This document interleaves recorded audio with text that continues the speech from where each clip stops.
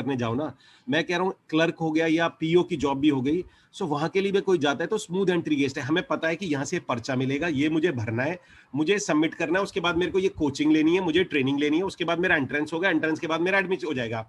मैं डॉक्टर बनना चाहूँ, मैं इंजीनियर बनना चाहूँ, मैं कुछ भी बनना चाहूँ, मेरे पास में एक स्मूथ एंट्री गेट है। लेकिन रियल एस्टेट इंडिया के टॉप 5 बिजनेसेस में से आता है, लेकिन स्टिल इसके अंदर में कोई स्मूथ एंट्री गेट नहीं है जैसे बाकी फील्ड में होता है। तो गाइज ये जो वेबिनार है, this is your smoothest entry gate, यानी यहाँ इससे स्मूथ एंट्री गेट आपको पूरे इंडिया में कोई नहीं मिलेगा to become a most profitable real estate consultant. तो ये उस प्रॉब्लम का सोल्यूशन है।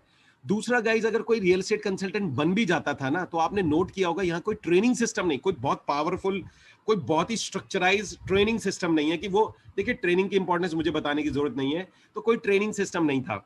तो दूसरा ये जो वेबिनार है आपका ये एक बहुत ही स्ट्रॉन्ग ट्रेनिंग प्रोग्राम के अंदर में आपकी एंट्री हो जाती है। तो ये दूसरी जो बहुत बड़ी रियल एस्टेट की प्रॉब्लम थी, उसका ये सोल्यूशन है। और गाइस, तीसरी जो सबसे बड़ी प्रॉब्लम होती है रियल एस्टेट में, रियल एस्टेट के अंदर में आपने नोट किया होगा कोई भी सेम माइंडसेट वाली ये कम्युनिटी नहीं है। मतलब ये 3 प्रॉब्लम, सेम माइंडसेट वाले लोगों की कम्युनिटी नहीं है ताकि वो एक दूसरे की हेल्प कर सके। तो गाइस, तीसरी आपकी इसी कम्युनिटी के अंदर एंट्री होती है। मेरी एक कम्युनिटी है, वो एंट्री होती है, उसके अंदर में तीनों प्रॉब्लम का सोल्यूशन है आपका ये पर्टिकुलर वेबिनार। और ये होप यू अंडरस्टैंड ये कौन सी प्रॉब्लम को सॉल्व करता है। अब चलते हैं गाइस वेबिनार के सेक्शन नंबर 2 की तरफ, वेबिनार का section number 2।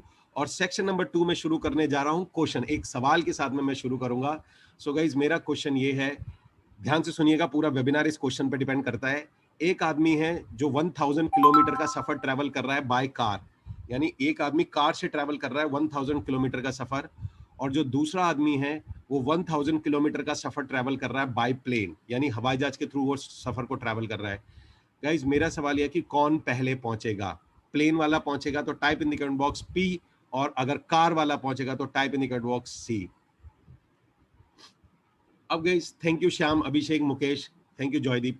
So guys, it's an common sense की बात है कि जिसका व्हीकल सबसे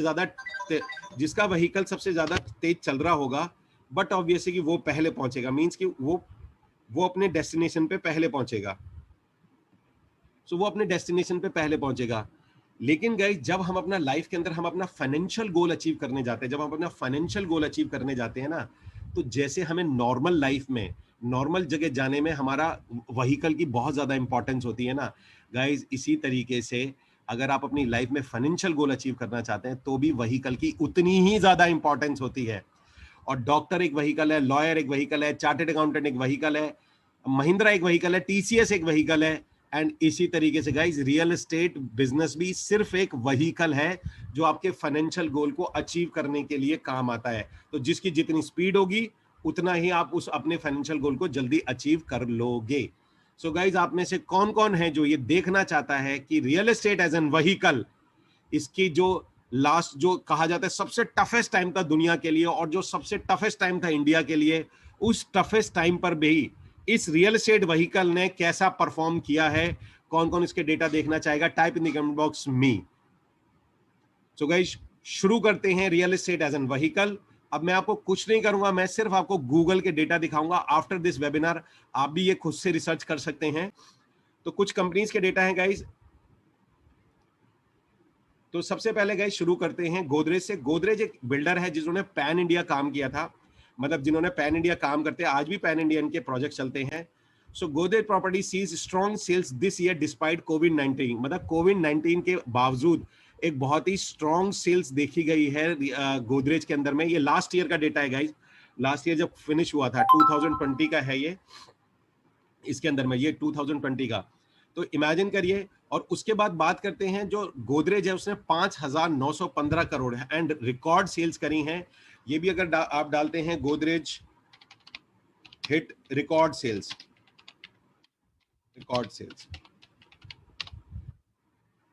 इस टाइप से, सो गाइस ये भी आपको मिल जाता है। Godrej property sales hit record level and 5,915 crore रुपए का मार्क इसने क्रॉस किया था।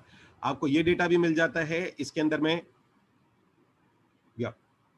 एंड सेम टाइम पे गाइस एक कंपनी है जिसका नाम है, मैं आपको दिखाता हूं, दिस इज फाइनेंशियल रिकॉर्ड। ये Godrej property sales hit record level और इसने 5,915 करोड़, यानी दुनिया के अंदर में जहां पर इतना इशू चल रहा है वहीं पर ही अगर जो गोदरेज में काम कर रहे थे गाइस वो अपने घर में काफी पैसे लेके गए हैं। और मैं आपको एक लाइव एग्जांपल दिखाऊंगा। मेरे ही स्टूडेंट हैं, इसी वेबिनार के थ्रू आए, और उनका भी इसी महीने में गोदरेज से कितना उनका बिजनेस है। सो वो हम लोग बाद में डिस्कस करेंगे। इसी तरीके से गाइस एक दूसरी कंपनी है जिसका नाम है 360 रियल्टी। गाइस पहले मैं आपको एक क्लियर बता दूं, मैं किसी कंपनी का प्रमोटर नहीं हूं, मैं किसी कंपनी का प्रमोटर नहीं हूं। I am just giving you the overall idea. So guys एक कंपनी है जिसका नाम है 360 रियलिटी। 360 रियलिटी जो है ये एक ब्रोकर है। इसने पिछले महीने 550 प्रॉपर्टी सेल करी है, और 2020 में इसने 5000 प्रॉपर्टी सेल करी थी इन 1 ईयर, एक साल के अंदर में। इसी तरीके से रीमैक्स की बात करते हैं तो लास्ट मंथ में 800 प्रॉपर्टी सेल करी हैं, और पूरे साल में 6500 से ज्यादा प्रॉपर्टी सेल करी है इसने 2020 के अंदर में। सेम टाइम पे बात करोगे, there is a name of investors clinic. Investors clinic की बात करते हैं तो इसने पिछले महीने 1200 प्रॉपर्टी सेल करी हैं।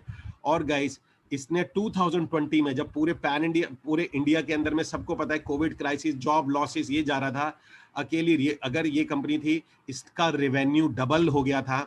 एंड इसका जो रेवेन्यू 7000 करोड़ का इसने 2020 में, सन 2020 में, यानी जो लोग रियल एस्टेट के अंदर में थे और काम कर रहे थे उनके पे आउट्स डबल हो गए। और वो पे आउट्स डबल क्यों हो गए थे? क्योंकि बिल्डर ने कमीशंस बढ़ा दिए थे, बैंकों ने लोन घटा दिए थे, तो सेलर्स की लॉटरी निकली हुई थी, रियल एस्टेट सेलर्स की। सो गाइज ये था। एंड तीसरा डेटा मैं आपको, चौथा डेटा और दिखाता हूं, ये भी डेटा आपको बहुत अमेजिंग लगेगा। और इस डेटा के बाद आपको पता चलेगा कि दुनिया में चाहे कुछ भी हो जाए गाइज, भारत के अंदर रियल एस्टेट की डिमांड हमेशा होती है।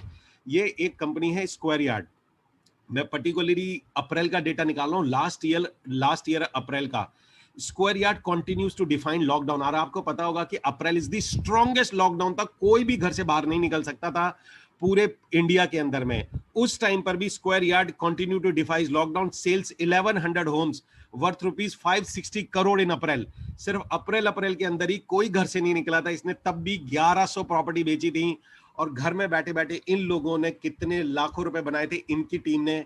So guys this is the data. और ये डेटा देखने के बाद जिसको भी लगा हो amazing, awesome, wow, type in the comment box wow, WOW wow. And same time पे गाइस जिसकी भी आई ओपन हो गई हो, या इस वेबिनार में बैठने से पहले जिसको भी लगता हो पता नहीं रियल एस्टेट में कुछ चल रहा होगा, नहीं चल रहा होगा, मुझे तो नहीं आइडिया कुछ हो रहा होगा, so type in the comment box EO मतलब आई ओपन हो गई हो जिसकी। या गाइस देखिए आज के वेबिनार में मैं आपको ये तो नहीं बता पाऊंगा, एक बहुत लेंदी हो जाएगा, कि ये रियल एस्टेट में बिजनेस हमेशा ही क्यों आता है, मतलब क्यों इंडिया के अंदर तो कभी भी आपको नहीं आपको इंडिया के अंदर में कोई भी पुअर डेटा रियल एस्टेट को लेके नहीं मिलने वाला है। देखो गाइज मैं आपको इसका एक सिंपल रीजन बता देता हूं। हमारे भारत के अंदर क्या होता है, हमारी population versus land, usable land कम है हमारे पास। तो हमारे यहाँ होता क्या है, अगर इकोनॉमी ऊपर की तरफ जा रही है, फॉर एग्जाम्पल अगर इकोनॉमी ऊपर की तरफ जा रही है ना, डे बाय डे जा रही है, तो इसमें एंड यूजर आ जाता है। एंड यूजर मतलब जो खुद के लिए घर लेना चाहता है, उसको लगता है यार प्रॉपर्टी अगले साल महंगी हो जाएगी और महंगी हो जाएगी। तो जब इकोनॉमी ऊपर की तरफ जाती है तो इसमें एंड यूजर आ जाता है, और जब इकोनॉमी नीचे की तरफ जाती है ना, तो इसके अंदर में इन्वेस्टर आ जाता है। उसको लगता है अबे यार प्रॉपर्टी के दाम कम है, इकोनॉमी कम है, इकोनॉमी, प्रॉपर्टी के दाम कम नहीं होते। जब इकोनॉमी नीचे होती है ना, तो अपने रुपए को स्टेबल करना चाहता है। वो अपने रुपए को स्टेबल करने के लिए जो अपना पैसा है वो रियल एस्टेट में डाल देता है। सो गाइस ये दो रीजन होते हैं, इसलिए आप लोगों को टेंशन लेने की जरूरत नहीं। इकोनॉमी ऊपर जाए तो एंड यूजर को टारगेट करना है, इकोनॉमी नीचे जाए तो इन्वेस्टर को टारगेट करना है। सिर्फ ये साइकोलॉजी से बिजनेस को बिल्ड करना है। सो गाइज ये तो था रियल एस्टेट के बारे में। अब बात ये पास्ट के बारे में, पिछले एक साल में। मुझे पता है बहुत लोगों को लग रहा, बहुत लोगों को पता था, उन्हें ये बिलीव हो रहा था कौन इन्वेस्ट कर रहा होगा मार्केट में, लोगों के पास पैसे हैं या नहीं है। मैं आपको बता देता हूँ, मुझे 13 साल हो गए हैं, लोगों के पास बहुत पैसे हैं। अब बात करते हैं फ्यूचर की। ये तो हुआ पास्ट, लेट्स कि इसका फ्यूचर क्या है, what is the future of this business.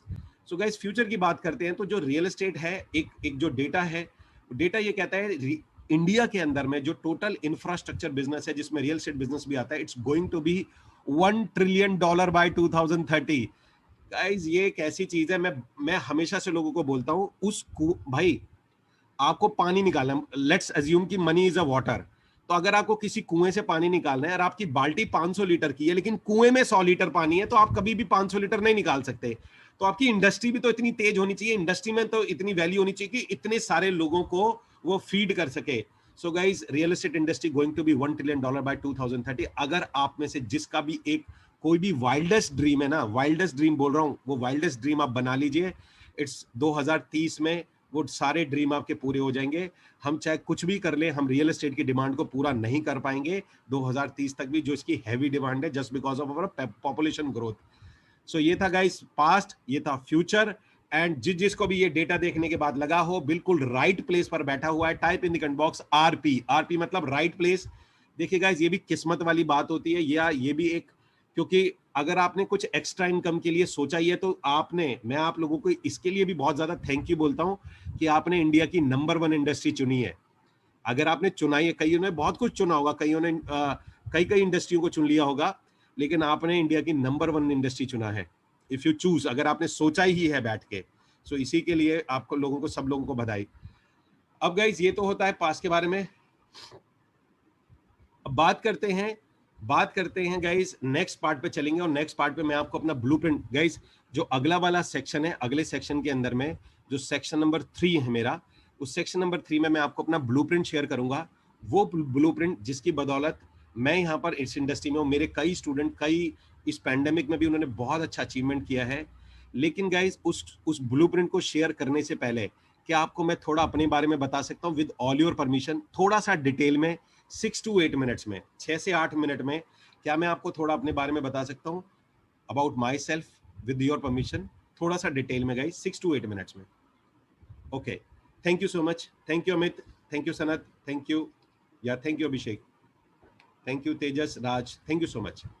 So guys, my name is Kumar Amit. And I'm a father of 2 billion kids and a husband of very supporting wife. Guys, मैं आपको अपना ये इसलिए बता रहा हूँ कि मैं अपनी वाइफ का नाम किस लिए इसलिए यूज कर रहा हूँ। एट द एज ऑफ 32, मतलब मैं आपको एक क्लियर बात बताता हूँ, एक एज होती है जिसको 30 के आसपास जो भी होता है ना, उसे ये लगने लग जाता है वो बहुत बड़ा हो गया है, वो काफी बड़ा हो गया है, मतलब अब उस पर जिम्मेदारी आ गई है। तो guys at the age of 32 मेरे पास कुछ भी नहीं था, मेरे पास सिर्फ एक प्लैटिना बाइक होती थी, और मैं एक 3,500 के घर पे रहता था, रेंट के घर पे। उस टाइम पे मेरी वाइफ ट्यूशन पढ़ा के घर चलाया करती थी, 7,000 रुपए उनकी मंथली इनकम थी, जो ट्यूशन से आती थी उसी से घर चलता था। तो उस टाइम पे मेरी वाइफ ने मुझे बहुत सपोर्ट किया था स्ट्रगलिंग टाइम पे। एंड सो गाइस, जो लोग, और मुझे अभी भी याद है कि मेरे को कार जो होती थी ना, 4 व्हीलर जो होता था, मुझे लगता था बड़े अमीर लोग कार लेते हैं। ये मेरी थॉट थी एट द एज ऑफ 32, यानी कि मैं कोई छोटा बच्चा नहीं था, एक एज हो चुकी थी। But right now I am a managing director. मेरी गाइज एक कंपनी है जो कि बिल्डर की प्रॉपर्टी सेल करती है। और गाइज सबसे इंपॉर्टेंट चीज, आज की डेट में मैं मार्केटिंग एडवाइजर हूँ। गाइज होता क्या है आज की डेट में ना, बड़ी बड़ी जो बिल्डर फर्म होती है, कई कंपनी होती है, क्योंकि मेरा एक्सपीरियंस बहुत ज्यादा है, मुझे 13 साल से ज्यादा हो गया रियल एस्टेट में। सो वो मेरे को इनवाइट करती है, और जब भी उनका कोई नया प्रोजेक्ट लॉन्च होने वाला होता है तो मैं उनकी पूरी मार्केटिंग को एडवाइस करता हूँ कि किस तरीके से उसको मार्केटिंग करना है। So right now I am a marketing adviser. अभी एक नया प्रोजेक्ट आ रहा है, उसकी भी मार्केटिंग मेरे पास ही आई हुई है उसके लिए। थर्ड गाइज, मैंने जब मैं रियल एस्टेट में आया था, मैं आपको बहुत ऑनेस्टली बता देता हूँ, मैंने बहुत चैलेंज महसूस किए थे, तो बहुत ज्यादा मुझे चैलेंज आए थे। तो उन चैलेंज को देखते हुए मैंने अपना एक रियल एस्टेट का ऑनलाइन स्कूल बनाया था, जिसके अंदर में कोई भी आदमी अगर रियल एस्टेट में आना चाहता है, नया आदमी आना चाहता है, या कोई स्ट्रगल कर रहा हो, तो उसके लिए मैंने अपना एक स्कूल बनाया था। और मुझे प्राउडली कह सकता हूं वो आज की डेट में इंडिया का number 1 online real estate school हो चुका है। It's an online real estate school, और वो इंडिया का number 1 real estate online school हो चुका है। सो गाइज, ये मेरा करंट का प्रोफाइल है। पास्ट की बात करते हैं तो 10th मेरा गवर्नमेंट स्कूल से हुआ था, 10th मेरा प्राइवेट स्कूल से हुआ था। उसके बाद में मेरे फादर ने मुझे गवर्नमेंट स्कूल में डाल दिया था, क्योंकि फीस नहीं अफोर्ड कर पा रहे थे वो। देन मेरा सिलेक्शन हुआ था बीटेक में। Any BTech here guys? Type in the comment box me, any BTech here? So okay, ऐसे ही पूछ रहा हूँ, एंड नो रीजन, कोई रियल एस्टेट से कोई लेना देना नहीं है उसका। ओके, सो मेरा सिलेक्शन हुआ था बीटेक इलेक्ट्रॉनिक्स एंड कम्युनिकेशन के अंदर में। देन मैं बीटेक में गया गाइस, लेकिन मेरे बीटेक में भी एक सबसे अजीब चीज ये हुई थी कि मेरा 4th ईयर के अंदर में, मैंने 4th ईयर में बीटेक क्विट कर दी थी, क्योंकि मेरा एक दोस्त था जो मेरे साथ 12th में पढ़ता था, वो फेल हो गया था 12th में, और वो बिजनेस में चला गया था, और वो बिजनेस में ना बहुत ज्यादा ग्रो कर गया था 3 इयर्स में। और मैं उस वक्त में बैग लटका के, और मेरा बेस्ट फ्रेंड था वो, और मैं उसमें बैग लटका के सिर्फ मैं क्या कर रहा था कि मैं बसों में जा जाके कॉलेज जा रहा था, तो मैं लाइफ में बड़ा कंफ्यूज हो गया था। सो मैंने 4th ईयर में बीटेक क्विट कर दिया था, and I know it's my good decision और बैड, बट क्विट कर दिया था मैंने। उसके बाद गाइज मैंने कई इंडस्ट्री में गया, मैं क्लोथिंग इंडस्ट्री में गया, मैंने सैनिटरी पैड्स बेचे, मैंने कार सेल परचेज करी, मैंने इंश्योरेंस बेचा है, मैं टूर एंड ट्रैवल इंडस्ट्री में भी गया। एंड गाइज किसी ने मुझे बोला भाई तेरे पास क्वालिफिकेशन नहीं है, तू नेटवर्क मार्केटिंग कर ले। मैंने वो भी ट्राई करके देख लिया, फाइनली मैं रियल एस्टेट में आया था आफ्टर ऑल दीज स्ट्रगल, और 9 साल के स्ट्रगल के बाद में मैं फिर रियल एस्टेट के अंदर में आया था। लेकिन गाइस, कहा जाता है ना, बिना गुरु के जिंदगी में कुछ नहीं मिलता। एक बहुत पुरानी कहावत है कि लाइफ में बिना गुरु के आपको ज्ञान नहीं मिलता। सो गाइस, मेरे साथ भी यही था कि 9 साल का मेरा जो वनवास था, मुझे एक मेरे गुरु, मेरे मेंटोर मिले रियल एस्टेट में आने से पहले, और उन्होंने मुझे 4 प्रिंसिपल दिए थे। उन्होंने बताया था कि कुछ भी बड़ा करने जाओगे, so there is a 4 principle. So guys, आप भी रियल एस्टेट बिजनेस शुरू करने जा रहे हैं, तो वो भी 4 प्रिंसिपल आप पे भी लागू होते हैं। क्या मैं अपने गुरु की वो 4 प्रिंसिपल शेयर कर सकता हूं? So guys, so can I? Okay, thank you guys. So guys, जो पहला प्रिंसिपल जो मेरे गुरु ने मुझे सिखाया था, वो ये था कि उन्होंने मुझे बोला था कि बॉस, मतलब ये मुझे, मेरे को नहीं, पूरी ऐसे ही ट्रेनिंग में बोला था। उन्होंने बताया था कि भाई, अगर आपको लाइफ में सक्सेसफुल होना है या आपको कामयाब होना है, तो हमारे ब्रेन के अंदर ना मनी का एक पैटर्न होता है, सक्सेस का पैटर्न होता है। आप पैसे को कैसे लेते हैं, मनी को कैसे लेते हैं, सक्सेस को कैसे लेते हैं, आप अपनी हैबिट्स को कैसे लेते हैं, उसका एक मनी पैटर्न होता है ब्रेन में। उन्होंने बताया था कि आपको अपना ब्रेन का पैटर्न चेंज करना पड़ता है, और ब्रेन का पैटर्न सिर्फ एक ही तरीके से चेंज हो सकता है। जो तुमसे कामयाब है और जो तुमसे आगे चल रहे हैं, उनसे सीखना शुरू करो। तो जैसे जैसे तुम उनसे सीखते जाओगे, तो जो ब्रेन का पैटर्न उनका है और जो जो ब्रेन का पैटर्न उनका है, वो ब्रेन का पैटर्न धीमे धीमे आपका होता जाएगा। और जो सक्सेस और जो जो कामयाबी और जो मनी उनको आ रही होती है, वो धीमे धीमे आपको आने लग जाएगी। सो गाइस, ये बहुत पहला रूल था। उन्होंने बताया था अपने पे इन्वेस्ट करो, जो तुमसे कामयाब हैं उनसे सीखना शुरू करो, उनका ब्रेन का पैटर्न धीमे धीमे कॉपी होता जाएगा, और जो कामयाबी उनको आ रही है वो आपको आएगी। So this is the principle number 1। तो गाइस, जिस दिन मुझे ये बात पता चली थी, उस दिन से लेकर आज तक मैंने अपने आप को सुपर लर्निंग में डाल दिया टिल डेट। सो गाइस, वो ये मैंने प्रोग्राम दिया था 2010 में, आज तक मैंने अपने आप को सुपर लर्निंग में डाला हुआ है। ये मेरे कुछ आज की डेट में गुरु हैं। ये नंबर 1 पे जो है, ये कनाडा से है, बहुत बड़े बिजनेसमैन है कनाडा में, और ये हमें सिखाते हैं कि बिजनेस कैसे करना है, एम्प्लॉय कैसे हायर करना है, रिटेन कैसे करना है, और ऑफिस को ऑटोमेशन मोड पे कैसे लगाना होता है, ताकि आप गोल्फ खेलते रहे, आपके एम्प्लॉय काम करते रहे।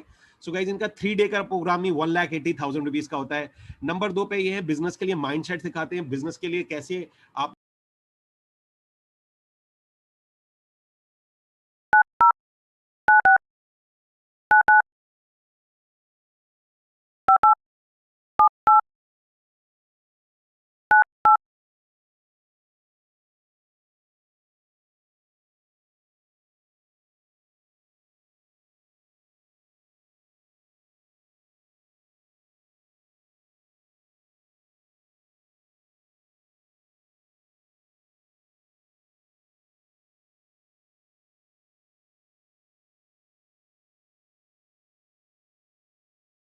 आपने रिप्लाई करना होता है सिचुएशंस को। ये नंबर 2 पे जो है, ये सिखाते हैं। इनका भी सेम 1,80,000 का 3 डे का प्रोग्राम होता है। एंड गाइस, जो नीचे है, he is mister Blair singer, जो कुछ पहना रहे हैं। सो गाइस, ये ही इज द मैजिशियन। मैं आपको ये सच बोलूंगा, आफ्टर दिस वेबिनार आप इंटरनेट पे जरूर सर्च करना Blair singer. So he is Blair singer guys. इन्होंने बहुत बड़ी बड़ी कंपनियों को खड़ा किया है। इनका 5 डेज का प्रोग्राम इस तकरीबन 9 लाख रुपीस के आसपास का होता है। तो मैं ये बता रहा हूं कि कितने पावरफुल कोच हैं जो इंडिया में, वर्ल्ड में मौजूद हैं। एंड गाइस, 4th नंबर पे ही इज मिस्टर अनुराग अग्रवाल। ये बेस्ट सेलर ऑथर हैं वर्ल्ड, इंडिया के। अमेजन पे इनकी बुक 4 घंटे में बेस्ट सेलर हुई थी। सो गाइस, ये इनसे मेरे को सीखने को मिलता है टीम कैसे चलाते हैं, क्योंकि इनका 18 कंट्री में बिजनेस चलता है। सो टीम बनाना। तो गाइस, ये 4 मेरे आज की डेट में गुरु हैं। तो ये थी पहला प्रिंसिपल, और वो प्रिंसिपल मैं आज तक अप्लाई करता हूं अपने पे। अब गाइस, मेरा आप सब लोगों से एक सवाल है, how many of you want to be a life long learner? आप में से कौन कौन है जो ये मानता है